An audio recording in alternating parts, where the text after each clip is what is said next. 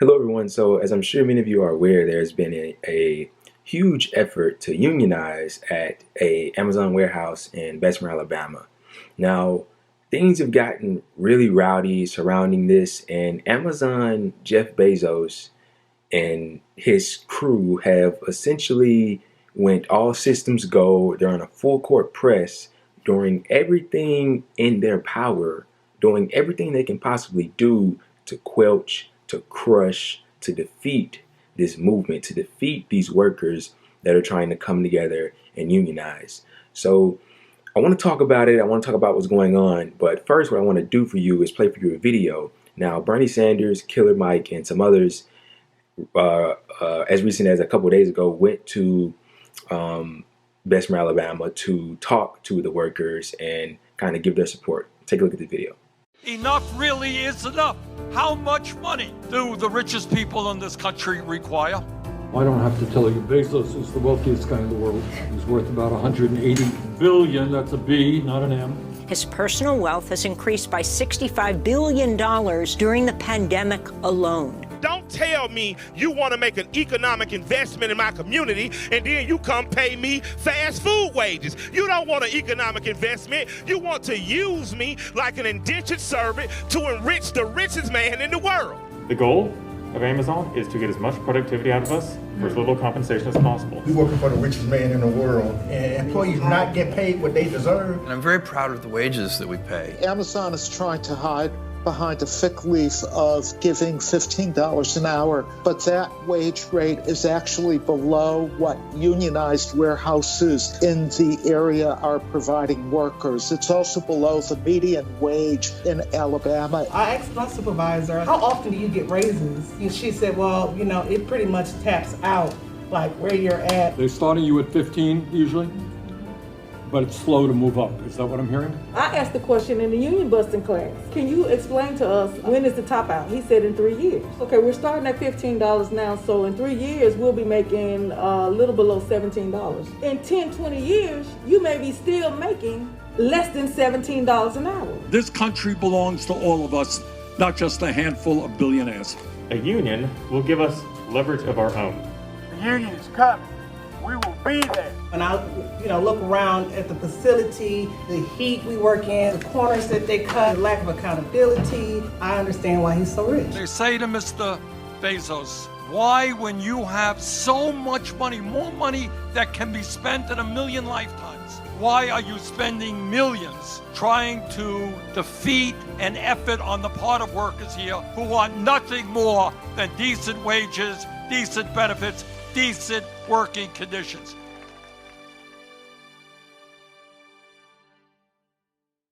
So, of course, as always, amazing from Bernie Sanders, and a really great speech there from Killer Mike as well.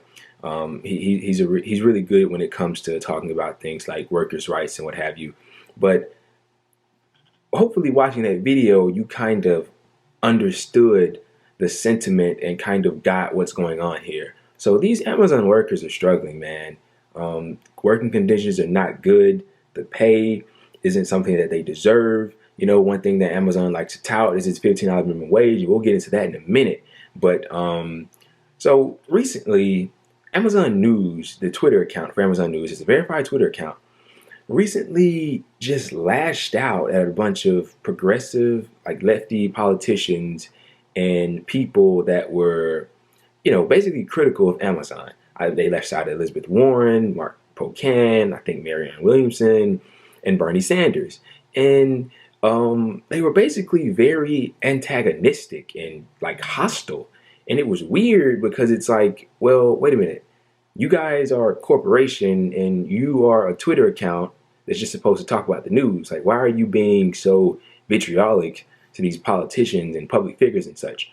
And apparently all of this came from the higher up. So apparently Jeff Bezos is pissed off that, they weren't like combating Amazon's critics. And he's pissed off that people are, they're waking up, they're opening their eyes, and they're kind of seeing Amazon for the corrupt corporation that it is. Okay. And so this there was this Twitter battle, and they basically got ratioed to hell and back. Nobody believed the bullshit that they were talking about. But, one of the things that they were talking about was workers having to pee in bottles and defecate in bags. And they were refuting that and saying, oh, you don't really believe that, do you? But then a very astute journalist by the name of Ken Klippenstein comes out with an article. And he details about how all the things that they're saying isn't true, is in fact true, and then some. And see, what happened was a lot of Amazon workers saw them tweeting this and saw them, saying these things that were untrue. And they came out and said, no, it is true. And we're going to tell you how, these things go on. And, there were a lot of leaks to Ken Klippenstein in his Intercept article that he wrote. There's a document that was sent out to a worker where they talk about the situation with them peeing in bottles and defecating. And I'll read it to you. It says, hello, this evening an associate discovered human feces in an Amazon bag that was returned to station by a driver. This is the third occasion in the last 2 months when bags have been returned to station with poop inside. We understand that DAs may have emergencies while on road, and especially during COVID, DAs have struggled to find bathrooms while delivering. Regardless, DAs must not return bags to station with poop inside. And then it goes on to say, we've noticed an uptick recently of all kinds of unsanitary garbage being left inside bags, used masks, gloves, bottles of urine, etc. And this is from Jen Snyder, an Unroad area manager. So they know about this. This was in May of 2020, by the way. They know about it. But yet they're coming out and they're lying. They're trying to cover their asses because this union drive has really picked up. And the reason why they're doing this, they're peeing in bottles, defecating in bags, is because these drivers that are on the road, they have specific time limits, or for lack of a better term. If they don't deliver a certain amount of packages, they run the risk of losing their job, and as a result, their livelihood.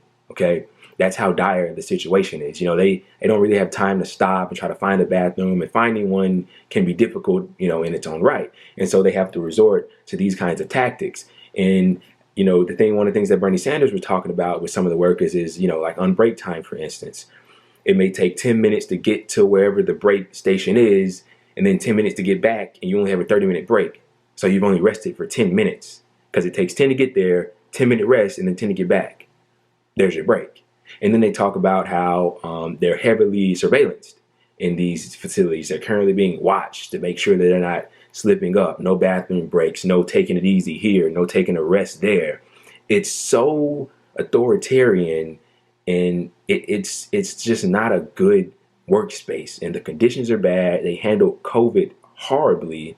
Okay, there's many horror stories that pertains to Amazon and COVID, and this stretches across the country. And so there has been this union drive.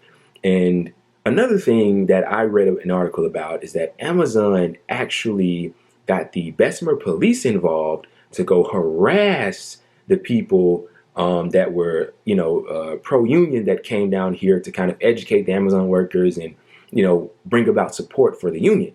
So the Bessemer police was on the Amazon work site harassing the people that were trying to get the workers in on the union. Okay. And Amazon have been staging, union busting tactics and all kinds of propaganda. You know how these corporations do to try to get people to not vote for the union. They say, it will take away your rights, the whole nine. And by the way, all of this stuff, all of this anti-union stuff from these corporations is illegal. They can't do it. But there is no repercussions when they do it. So they basically have immunity because they're not going to be punished anyway. Okay, this is just a very slimy situation as a whole. And I actually know a couple of people that either, I think this girl, this is anecdotal, by the way, but this girl, she used to work at that Amazon facility, the one that's trying to get a union, that's trying to unionize currently. And she proclaimed to me that they were heavily surveillanced. And I know this because I actually stay in Alabama, not Bessemer, but I stay in McCalla, which is like Bessemer's next door neighbor. Okay. And my uncle is actually a Bessemer police officer. So I pretty much know what's going on here. Okay. And Amazon has put out all the stops. They're doing everything that they can to defeat this union drive. Okay. And another thing that people are talking about that they brought up, which is a very good assessment, is that if this fails, then Amazon will just be able to recover and everything will be fine. Because I don't know if you guys realize this or not, but Amazon is extremely popular amongst Americans. Okay. How many people do you know use Amazon Prime or have an Amazon account or buy things off Amazon? Everybody, basically. Everybody. So they're immensely popular amongst the American people. And the sentiment that's kind of growing amongst people that are monitoring this closely is that, okay, well, if the union drive fails, then Amazon will just be able to go back to, what they were doing and nobody will bat an eye. Well, I happen to disagree with that because I think that the cat's out of the bag, that there's no going back, that people see you for who you are now, and that, as I just stated earlier, the movements have already begun.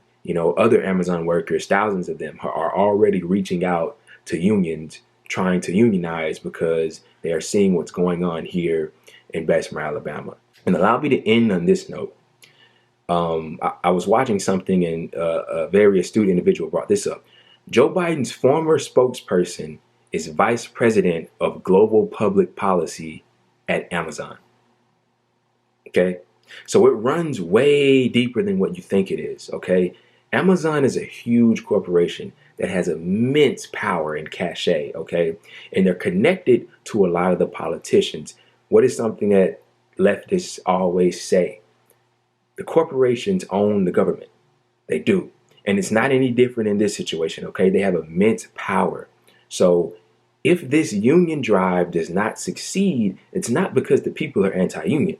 It's simply that the corporation has succeeded in their threats and their endless propaganda, and they've scared the people, the workers, thoroughly enough to where they kind of backed off of it. It doesn't mean the people are anti-union, but allow me to say that even if this does fail, the battle is not over. Workers all across the country that work for Amazon and whatever else are seeing the efforts of these Alabama workers, and they're going to their employers and they're going to different union leaders and what have you, and they're trying to unionize. So this has created essentially a domino effect, and it's created pretty much a mass movement across the country. So whatever result we get, and honestly, there's no telling what we're going to get because of the immense power that Amazon possesses, there's no going back now. There is no going back now, okay? We're on an unstoppable train here. And Jeff Bezos also owns the Washington Post, okay? In terms of power, it's endless. He's the richest man in the world. He has so much money, and he can't afford to pay a little bit more and give up a little of his wealth, just a little bit, because that's all it'll be for his workers to work in better conditions and as a result live more fruitful and prosperous lives. Okay, there's all of this wealth has accumulated in the hands of a very few people, and wealth and inequality is at an all-time high, and it's driving the distance between the top 1% or 0.1% and the bottom 99%. And we're seeing what's happening as a result of it. The people are starting to rise up. They're starting to educate themselves, and they're starting to, drive for unions. And this is amazing development. I wish nothing but the best for these Alabama workers. I hope that their efforts succeed, but we'll just have to wait and see.